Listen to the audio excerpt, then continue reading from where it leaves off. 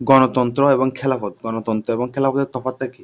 মূলত গণতন্ত্র এবং খেলাফতের তফাৎটা হলো গণতন্ত্র যেটা জনগণ কেন্দ্রিক, জনগণের দ্বারা নিয়ন্ত্রিত হয়। জনগণ তাদের সর্বোচ্চ মতামত, যে পক্ষে সর্বোচ্চ মতামত পড়বে সে পক্ষে জয়ী হয়। অর্থাৎ খেলাফত কি? খেলাফত হলো আল্লাহর কর্তৃক নির্ধারিত বিধান অনুযায়ী যেটা নিয়ন্ত্রিত হয়। গণতন্ত্রের একটা সমস্যা হলো কি, গণতন্ত্রের ক্ষেত্রে অনেক সময় যেটা খারাপ, গুনাহ জাতীয় আইন, গুনাহ জাতীয় নিয়মও জনগণের নির্বাচনের মাধ্যমে, জনগণের মত প্রকাশের মাধ্যমে গুনাহ জাতীয় আইনও পাশ হতে পারে সহজে, গুনাহ প্রচারও হয়ে যেতে পারে, শিরিক জাতীয় জিনিসেরও প্রচার হয়ে যেতে পারে।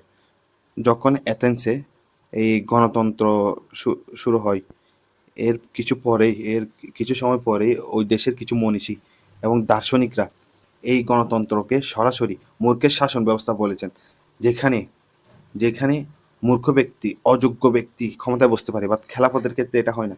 খেলাফতের ক্ষেত্রে যোগ্য, শিক্ষিত এবং যার খেলাফত সম্পর্কে ধারণা আছে, যার রাজ্য পরিচালনার ভালো ক্যাপাসিটি আছে, তাকে বসানো হয় খেলাফতের আসনে।